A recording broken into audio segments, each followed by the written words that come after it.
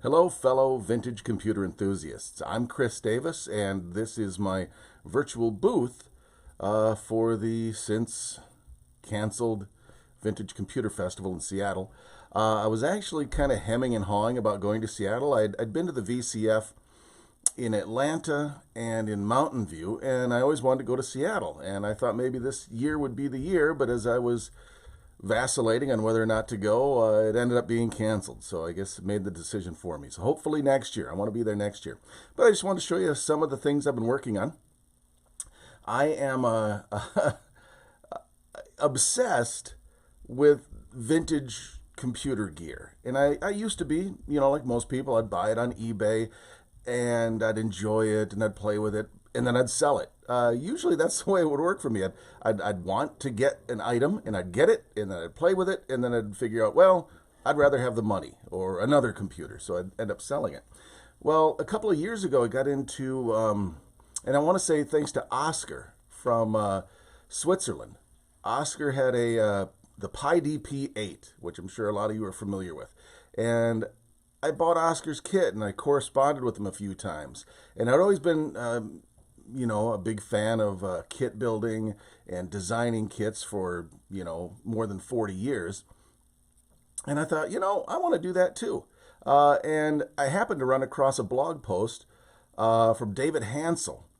And he had, I guess, shown how he had used an Arduino Duo to emulate an Altair 88.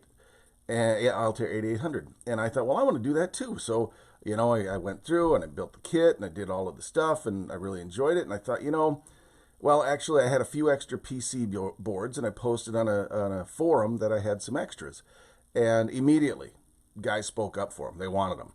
So I thought, well, maybe this is something more people want. So I had some more boards made and I thought, I'd be lucky to sell 25 of these. Well, turns out, and I didn't realize this at the time, there's an entire community of vintage computer enthusiasts, which obviously, because you're watching this right now, I didn't know that existed. I thought I was like all alone in the universe in my bizarre interest. So let me show you some of the stuff I'd worked on the last couple of years.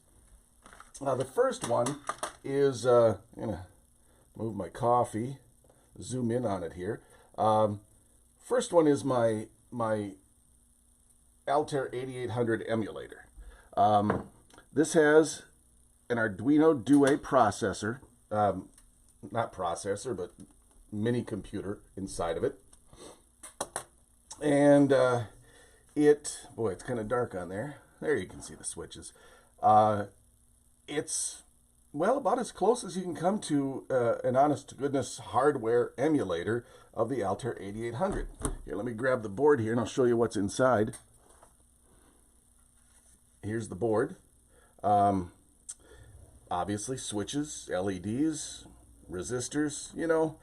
I've often wondered why I didn't go with, what are those little resistor packs? What are they called? Anyway, why I went with honest-to-goodness resistors. Well, the first one I built, I used resistors, and I thought, well, it has kind of a nice vintage look to it, so let's stick with those.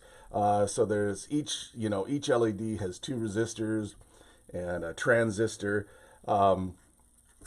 Turn it over, and here we see the modern hardware. Here's the Arduino Duo here.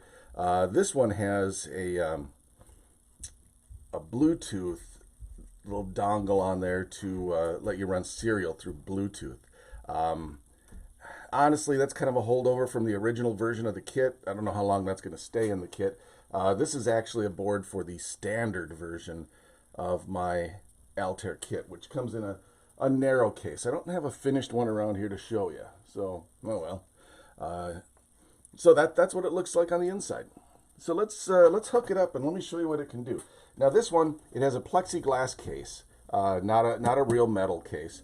My goal, and I'm kind of cheap, I wanted to keep the cost down on the kit. Mike Douglas has an extremely nice Altair 8800 replica out there. That's more money than I wanted to spend, so I wanted to keep this inexpensive. So that's why we went with the plexiglass case here. On the back, I don't have the panel on here, but on the back, uh, you'll see it has a VGA connector. Now, if you know anything about the Altair 8800, there was no VGA connector. In fact, there was no connectors whatsoever on the thing. All you had was the front panel. Now, later on, you could add a serial port and then hook it up to either a teletype or a dumb terminal. But the reason it has a VGA connector in here is because this has a VT100 emulator in it. So now this is I'll show you the new version here soon enough, but this one has a PS2 keyboard jack and a VGA adapter. That's so you can hook up a VGA monitor and a keyboard and use the VT100 emulator in there so you can get access to the Altair right away. It does have an emulation of the serial port here with a 9-pin connector. Here's an audio jack. It does have an emulator for the processor technology audio board that was available through the Altair, and an SD card. There's a floppy drive and a hard drive emulator, and the files are on an SD card. So, any old Altair software that we're able to find, we can put on the SD card. So, let's hook this up now. I do have, here, let me zoom out a little bit here. I do have a nice little cheap VGA monitor that I picked up off of Amazon. This was like, I don't know, $65 or something like that. So it's, it's got the nice 4:3 aspect ratio like you would expect a vintage computer to have. It is, of course, LCD. So I'm going to hook that into the VGA and back. And then I have a cheap PS2 keyboard that I bought from Amazon for 11 bucks. Now you're thinking, well, why don't you just use one of these USB to PS2 adapters? Well, I'll tell you, this does work depending on the USB keyboard. The USB keyboard has to be, I don't know the exact difference, but some work with this, some don't, as far as my VT100 emulator is concerned. So plug that in, let me plug the power in here. Just a regular 9-volt adapter like you'd normally see with an Arduino. Okay, let me turn that so you can see it a little better. Zoom in on it a little bit. So what we're going to do is we turn it on, and okay, there we've got lights. These kind of light in a random pattern. And one of the things you're going to see on the VGA screen is you're going to see a little copyright statement there.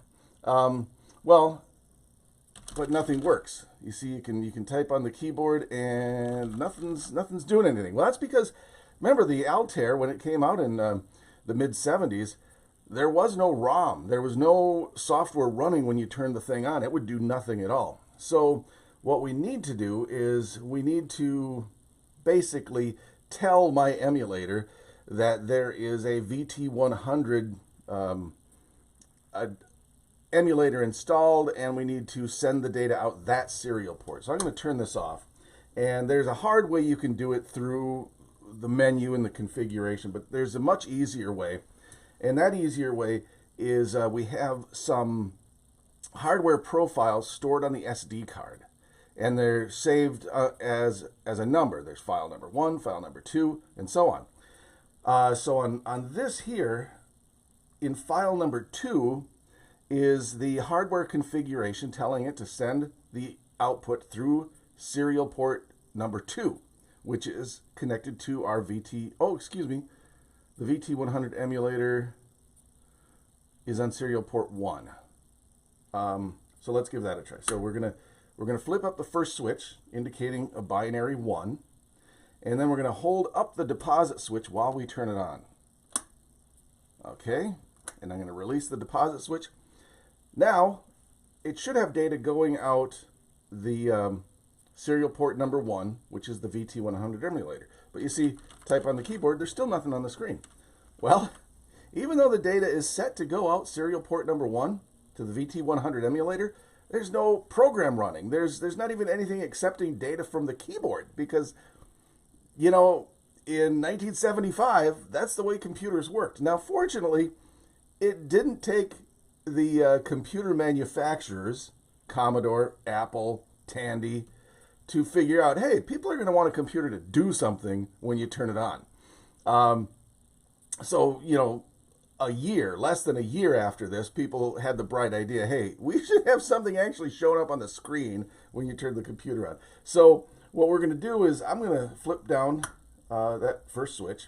I'm going to flip up switch 12, which is going to tell the machine to access the SD card, because we do have a floppy drive and a hard drive emulated on here. So I'm going to switch down auxiliary number 2, and that should give us a list of what's on the SD card as far as floppies. And there it is. So there we go. That's the list of floppy disk images we have. If we hold up 13 and 12 and do that, now we get the list of hard drive images. So let's go ahead and we're going to, let me get that list of floppies again. And you'll see, well, you probably can't read this, but number 4 is CPM programs, because this can run CPM, which extends the usefulness of the Altair greatly.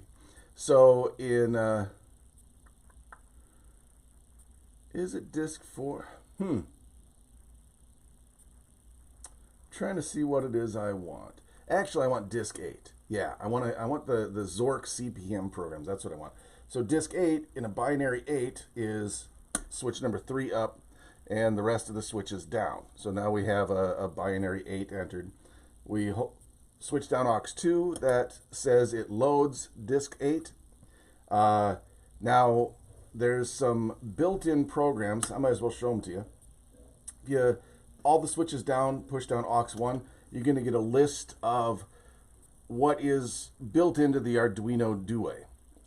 We have things like 4K basic, 16K basic, a couple of kind of versions of Pong. There's Kill the Bit.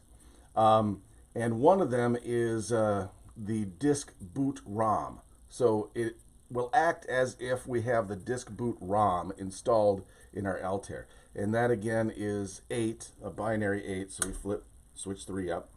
And now when we push aux 1 down, it will load that disk boot ROM and execute it. So we'll do that.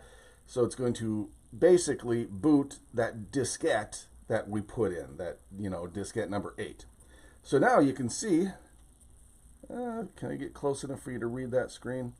You're going to see we have 62K CPM running. It's the version from 1980, and we have the A prompt, so we can type dir for a directory, and there's the directory of what's on the disk. And we basically have 3 versions of Zork on the disk. So if I type Zork 1, hit enter, it's going to load up Zork 1. And there we go. We are standing in an open field west of a White House. And then now we can play Zork. Let's open the mailbox. Oh, there's a leaflet in the mailbox. Let's get the leaflet, and we'll read it. And it says, "Hello to the future." No, it doesn't. So this is, 40-year-old software we got running here. So this is great. I mean, this is a lot of fun. So you can load any of the disk images. There's several versions of Star Trek available. I could sit here for hours and play Star Trek. That is such a fun game. So there we go. Now we've got our Altair up and running.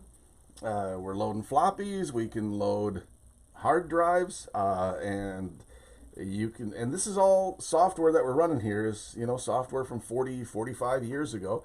The Arduino Duo, we call it a cycle accurate emulation. Basically, it is emulating the 8080 processor, or you can go into configuration, change it to a Z80. It's emulating the processor. It's doing some emulation for input-output, like the floppy drives and sending things out the serial port. But everything else is, honest to goodness, Altair CPM code that was written 45 years ago. So that's what's actually running on this machine. So there we go. So there's my Altair. Now this is I have 2 versions. This is the Pro version that comes with the VT100 emulator and the the acrylic case. There's the standard version, which just has a serial port, so you can hook it up to a dumb terminal or a teletype if you're lucky enough to have one. You can also connect through USB to a laptop or another computer that has a serial emulator in it, like Terraterm or Putty. So you can hook this straight up to your laptop and run it with that. You don't have to have a dumb terminal. So there's a lot of ways you can connect to it, and it's a lot of fun. I showed you my expansion card on this has a PS2 keyboard, but one of the things I did want to make sure to mention is that I have since upgraded. This is one of my early prototypes for the VT100 emulator, the Pro version with the acrylic case and the VT100 emulator. And actually the blue on the kit that's available has a little bit lighter blue. So that's a little bit different if you're looking at this thinking, wow, that's way too dark. You know, you need to match it with the acrylic that's available. But the new version, and here it is right here, the new version of the VT100 emulator, the expansion card with the serial port, is actually using a USB keyboard. So just updated a little bit, you know, because a lot of guys were, you know, I mean, I had to go to Amazon and buy a PS2 keyboard. Why couldn't I just use a keyboard I had? So this has been updated to use a USB keyboard. So there's no PS2 on there. On the plus side, that eliminated 2 resistors from the board. So hey, you know what? We're all saving time and money there, getting rid of 2 resistors. So here's the board right here. It's a PIC32 controller that's running the VT100 emulation. Jeff Graham out of Jeff's either from, I'm sorry, Jeff, either from, I think he's from Australia. Yeah, I'm gonna go with that. It's something he made, oh, I don't know, 6 years ago. This is an updated, you know, there's some customization I've done in his code. David Hansel also did some customization in that code too. So that's what we're running on here. Here's the SP3232 chip that runs the serial port. Here's the module for the SD card, and it all connects to the main board with a little 14-pin cable, so that makes it nice and easy. So that's the new version. I just wanted to show you the USB. Now, I can't say it works with every USB keyboard. Basically, you need to have a plain USB keyboard. It's not going to work with wireless USB keyboards. If your keyboard has like a USB hub built in where you can plug other things into the keyboard, that's probably not going to work. What you need is just a plain old USB keyboard with no frills, you know, pretty much the cheapest thing you can buy, and that's what's going to work for it. So thanks for checking out my Altair, I call it the Altair-duino. If you want to go to my website and learn some more, you can go to Altair-duino.com, or you can go to adwaterandstir.com, Adwater with 1 D, adwaterandstir.com, or Altair-duino.com. Check out my next video. I'm going to show you a couple of works that are in progress. So enjoy the virtual vintage computer festival. Thanks.